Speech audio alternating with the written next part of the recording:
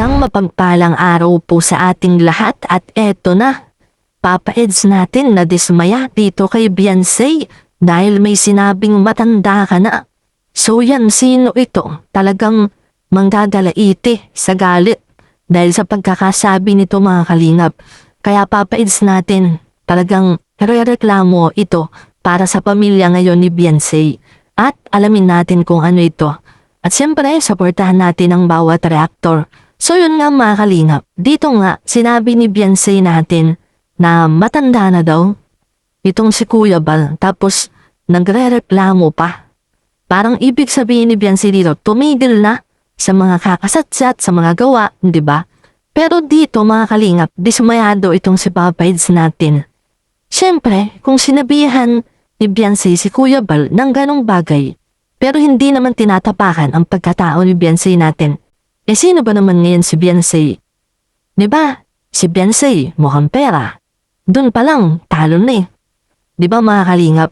Hindi mo naman pwedeng husgahan yung tao, pero hindi ka naman tinatapakan. Eh sila Beyonce, tinapakan ang kalingap.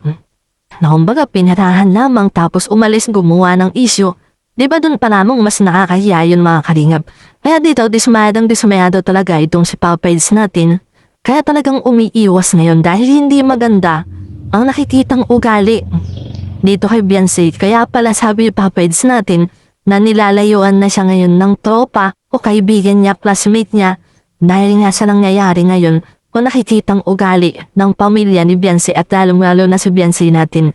Sige nga mga kalingap. Kung si Beyonce may matalik na kaibigan, bakit siya nilalayuan ngayon? Dahil nga sa mga nakikita, dahil din sa nagkameron na ng kakayahan itong sila Beyonce natin. Kumbaga mga kalingap nung walang-wala pa, pakitang tao, mabait.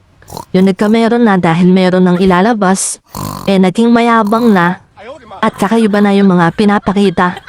Kumbaga nagiging spoiled na mga kalingap lalo na yung pamilya ni Beyonce. Kaya dito, marami nang nadismaya kahit matalik na kaibigan, classmate ni Beyonce, ganun na nga ang ugali mga kalingap.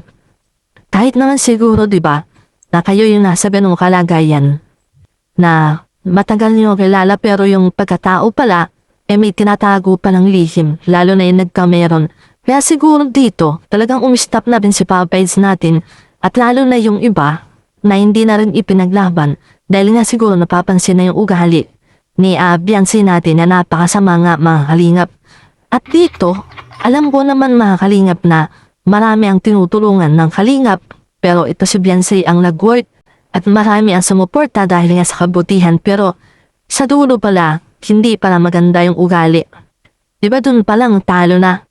Kaya siguro marami na ang galit ngayon at nagbabash sa kanya. Pero dito, mga kalingap, ilalaban na rin ni Papa Eds yung reklamo dahil nga sa pagkadismaya na sanibihan na ng matanda na itong si Kuya Bal. Sino ba si Papa Eds dito kay Kuya Bal natin? Kay pamangkin nga diba mga kalingap? At siyempre bukod pa yan, close pa silang dalawa ni Kalingap Prab.